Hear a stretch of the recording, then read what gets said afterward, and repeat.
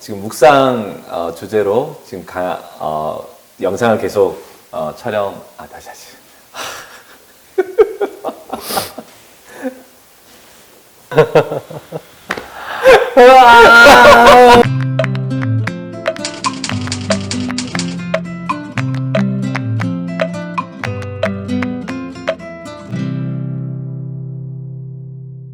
어떻게 하면 이 묵상의 삶을 우리가 잘 또 살 수 있을까 도와드리기 위해서 영상을 지금 계속 촬영하고 있죠.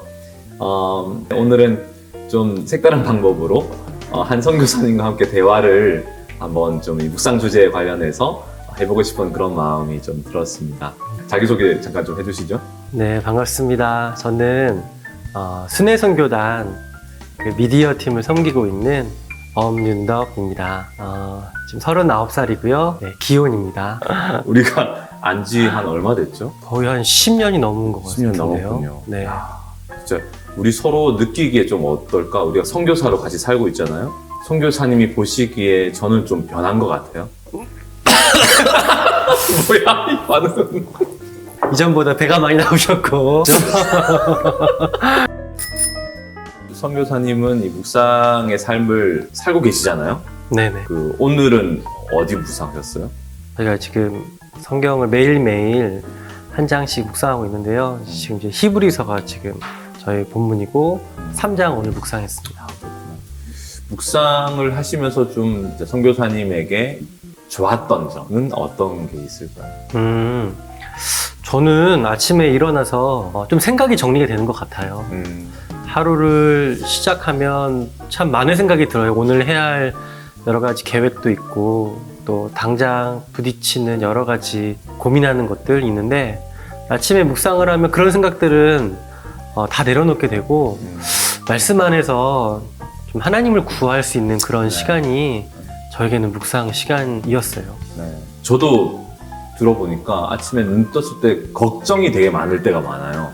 오늘 하루 일정을 어떻게 해야 하는지, 내가 근심이 될 만한 어떤 상황 가운데 있을 때 근데 일단은 말씀을 펼치고 주님의 말씀을 대하다 보면 그런 것들이 진짜 주님께서 말씀해 주시고 그 말씀을 의지하게 되면서 그 부분에서 내가 믿음을 이렇게 나가야겠구나 이런 것들을 좀 알게 되는 것 같은데, 그런 어떤 구체적인 경험들 같은 거 생각나는 게 혹시 있으세요?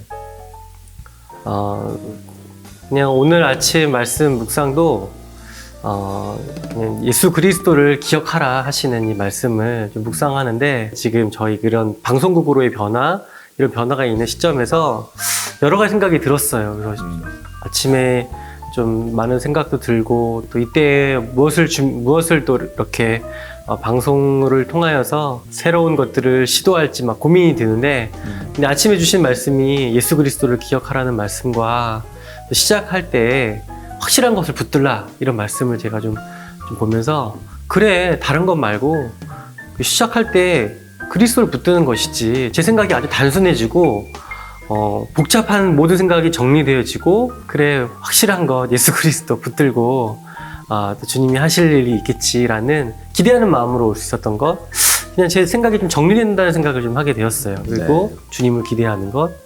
네. 진짜 그런 말씀으로 인해서 선교사님이 단순하게 순종하신 것 같아요. 사실 지금 이 시간 같은 경우도 갑자기 우리가 이제 멀리 있는 게스트를 하기가 어려워가지고 그냥 갑자기 지금 섭외를 한 거잖아요. 네. 그래도 이렇게 순종을 할 수 있는, 주님을 바라보는, 그렇게 순종을 하셨군요. 저는 사실 되게 복잡한 사람이에요. 내성적인 좀 성격도 있고, 맞아요. 그래서 많은 생각을 하게 되는데 정말 주님이 저를 바꾸셨습니다. 그렇지. 네. 맞네. 저도 지금 이제서야 고백하지만 지금 묵상 강의가 이제 유튜브로 계속 올라가는 것에 대해서도 굉장히 생애 처음 있는 일이고, 너무 이렇게 떨리고, 또 오늘도 이렇게 방송을 이렇게 찍으러 온다고 했을 때도 굉장히 떨렸거든요. 그래서 별로 안 떨리시는 것 같아요. 그러니까 안 믿는다고 사람들이 안 믿는 거예요. 어쨌든 우리가 이 순종의 사람이 될 수 있게 하신 분이 주님이신데, 날마다의 묵상을 통해서 그 말씀 앞에 나를 굴복시킬 수 있도록 주님이 이끌어 주신 것 같아요. 그죠? 네, 맞습니다. 날마다 자기를 부인하고 자기 십자가 지고 주님 따를 수 있도록 지금까지 우리가 뭐 10년 넘게 이렇게 묵상 생활을 계속 해오고 있었는데 힘든 적도 있었죠? 그럼요. 말씀을 묵상하다 보면은 그 족보 이야기 있잖아요. 역대상. 그리고 네, 반복되는 낳고 이럴 때는 어떻게 묵상을 해야 할지 참 아침에 제 삶에 적용하기도 참 어렵고 또 때로는 이게 무슨 말인지 잘 이해가 되지 않는 여러 가지 성경 구절이 있는데 그런 것들을 찾다 보면은 묵상 시간이 너무 금방 지나가 버리는 그런 애로사항도 좀 있었던 것 같아요. 그리고 또 너무 바쁘다 보면은 이 묵상을 하려다가도 또 해야 할 일들이 있다 보니까 또 묵상을 놓칠 때도 많이 있었던 저희 좀 그런 좀 지나온 시간들이 있었네요. 네, 저도 생각해 보니까 이 묵상이라는 것이 시간이 남을 때 혹은 뭐 내가 여유가 있을 때 묵상해야지 그렇게는 묵상이 안 되더라고요. 이 묵상은 삶의 우선순위에 올려두어야 되는 거죠. 우리 본성이라는 것이 또 때로는 너무 피곤하고 또 막 생각이 많고 그러면 말씀을 가까이 하고 싶지 않은 이상한 또 그런 자아 같은 게 있잖아요. 그럴 때 이제 진짜 자기를 부인하고 그 말씀 가운데 나를 굴복시키는 것들을 통해서 주님이 이제 허락된 말씀을 통해서 말씀해 주시고 다시 내가 새롭게 되어지고 그런 시간이었던 것 같아요. 묵상을 우선순위로 올려두는 것. 어떨 때는 그런 적도 있지 않아요? 우리가 선교사로 살면서 아침마다 예배를 드리니까 나눠야 된단 말이죠. 묵상을 나눠야 되는데 어떨 때는 급하니까 뭘 나눠야 될지를 자꾸 찾는 그런 일도 있었던 것 같아요. 송교사님도 좀 그러셨죠? 저도 많죠. 사실은 사람들 앞에서 이야기해야 되는 그런 상황들이 좀 많이 있었어요. 제가 예전에도 사람들 앞에서 어떤 메시지를 한다거나 또 지부장도 하셨고 은혜를 나누어야 할 때 그때 이 아침마다 제발 이 말씀 안에서 사람들에게 나눌 수 있는 그런 은혜를 주세요라고 이렇게 간절히 바라는 마음으로 보고 또 그렇게 사람들 앞에 이야기할 때도 있었던 것 같고 하나님은 오히려 저에게 사람들에게 말하는 것이 아니라 진짜 저로 하여금 정말 주님 앞에 서게 하시는 그런 시간들이 또 있었던 것 같아요. 어쨌든 여러 가지로 저의 마음의 의도는 좀 사람들 앞에 서는 그런 좀 불순한 의도가 있을 수도 있겠지만 그때마다 하나님은 또 그 상황 가운데서 또 일하시는 것도 경험했던 것 같습니다.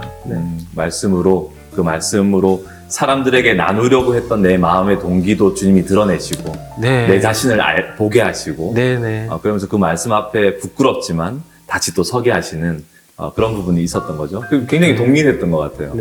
사역자들의 경우에 그런 묵상을 할 때 그런 위험에 빠지는 경우가 굉장히 많은 것 같아요.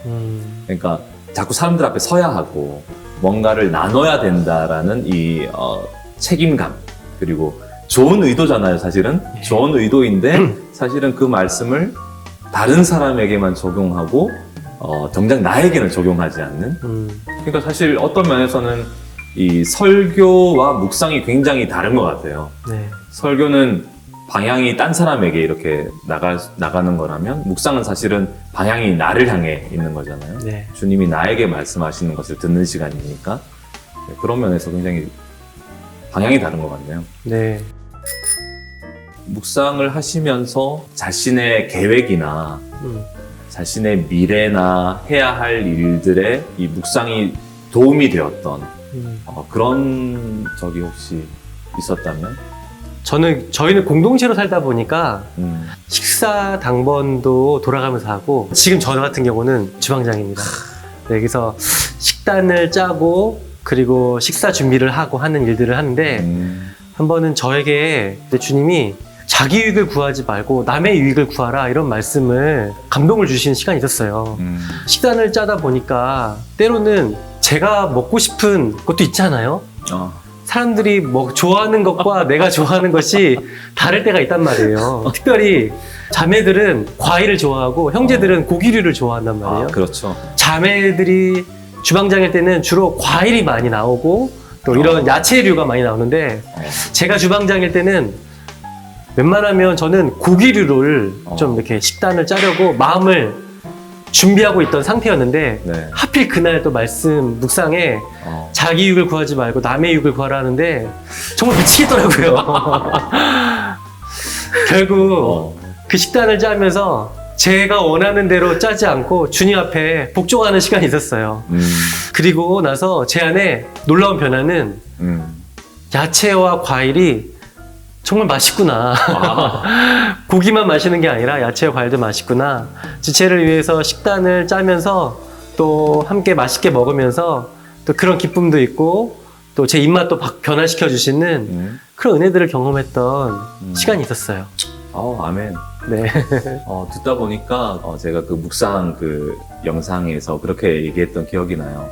내가 그 주도권을 가지는 게 아니라 말씀이 나의 삶의 주도권을 가지는 거라고 그때 나눴었는데 마치 그런 거죠. 그게 믿음의 삶이잖아요.